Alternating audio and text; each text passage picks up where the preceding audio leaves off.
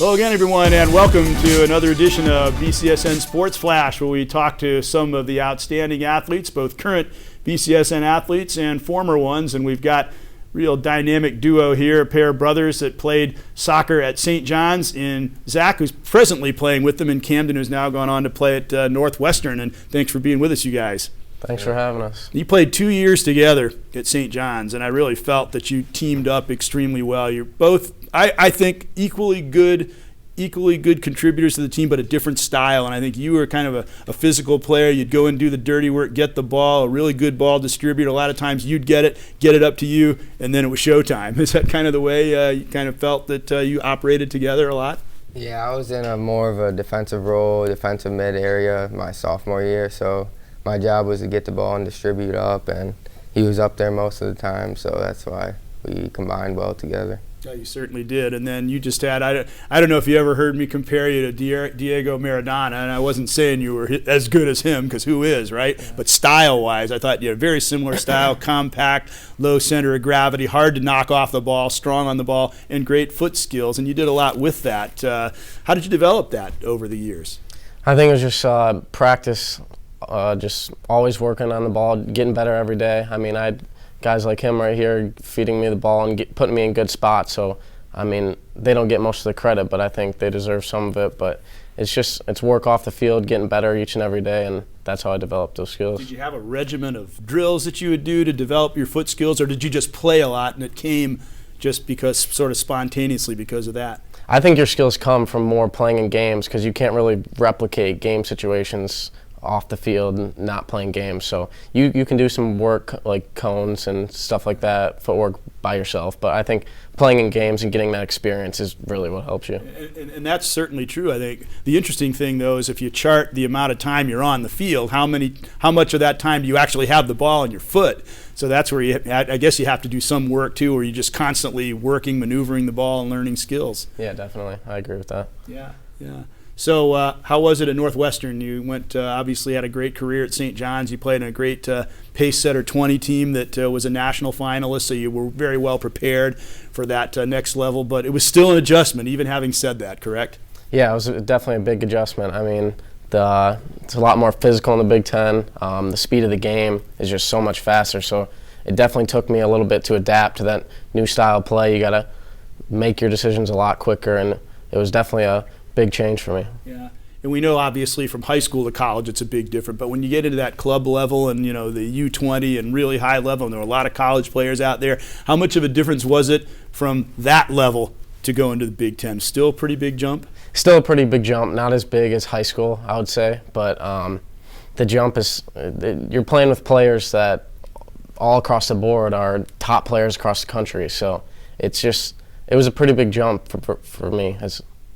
Yeah. How'd your team do? You came close to making the NCAA tournament, didn't you? Yeah, we were one game away, finished 7-9. If we would have went 8-8, we probably would have made the tournament, but it was still a good season. We had some struggles along the way, but we pushed through them, and it was a good year overall. What about the physicality of it? Because I hear a lot of that, especially the Big Ten is a physical soccer conference. Did you encounter that? Yeah, I mean, I'm a smaller statured player, so I mean, it was definitely something I had to get used to, taking a lot of hits and not letting the bigger players like get in my head and throw me off my game and stuff like that. So that definitely took some adjusting as well. Yeah. Now, Zach, we were talking a little bit, and you kind of were sorry that you didn't get a chance, Camden, to play on this year's St. John's team because they made such a great run all the way to the state semifinals.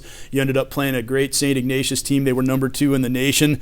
Yeah. Only a really storied team from New Jersey was ranked higher, and yet, in my mind, you outplayed them, and you had a really good chance to win that state semifinal game. Talk about that game a little bit. How confident was your team going into a game against a team that was seemingly unbeatable? Yeah, going into that game, we knew that they had a lot of great players with strength, speed, and on the ball stuff.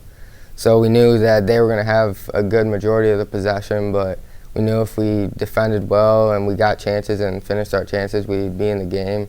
And unfortunately, it came down to that last goal, but overall it was a good game. I thought we played well. Well, right before the last goal, you had one that I thought was going in. I really did. Their defender actually blocked it.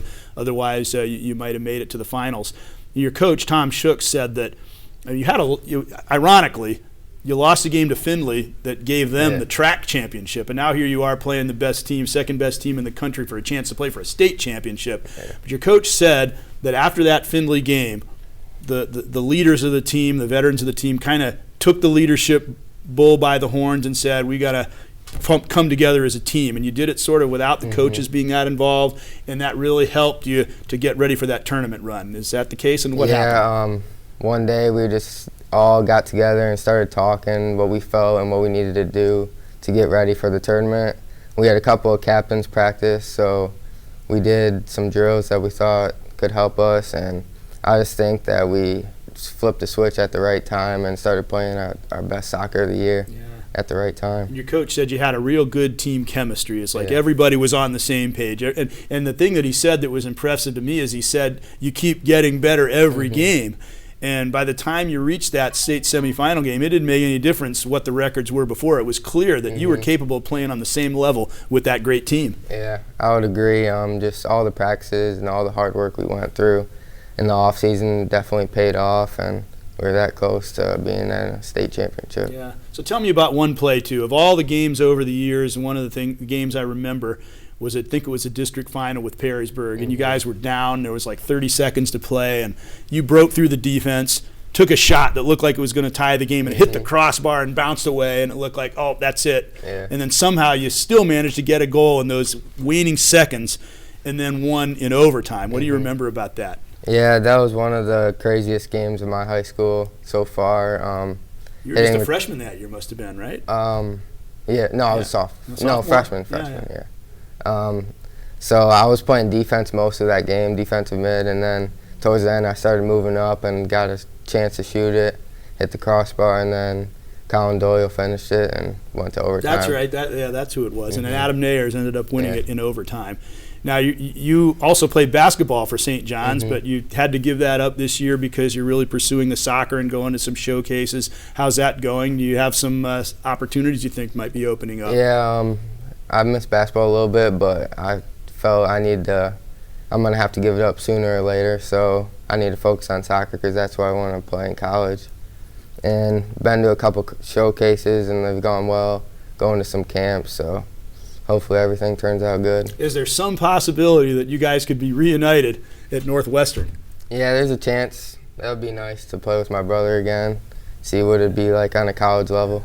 Do you think he'd fit in with you guys? I think he would. I think he's got a little bit of work to do, but I think he's along the right track. Yeah. So what was it like growing up with you guys? Were you really competitive? Did you really get after it in the backyard and all that kind of stuff? I still remember to this day we'd be fighting all the time in the backyard, being so competitive with whatever it was, whether it was just shooting on goal or playing basketball in the driveway. We're always a competitive group, and some fights turned out of that, but I mean, it was all for the best. We really turned out to be competitive. I grew up in that situation as the younger guy. How did you handle that? Were you able to give him a run for his money sometimes? Yeah, I used to be a little bigger than him, like a couple years, so that helped a little bit. And then once he was like a freshman, he started to get bigger and same size as me, so then started to even out. Yeah. Well, obviously it helped you out because you got that competitive drive and you had great skills that you developed working off of each other, which was, I think, the most fun of those 2 years for me was watching how you guys work together because, you had great skills, but put them together and they were contrasting skills and they really made for a great end result. Thanks a lot for being with you guys and look forward to another good year for you from St. John's and good luck continued at Northwestern. Who knows, maybe the act will continue in a couple of years. Thank you very much. All right. Camden and Zach Buescher from St. John's Soccer in Camden now at Northwestern. This is Greg Franke saying thanks for watching. This is another edition of BCSN Sports Flash.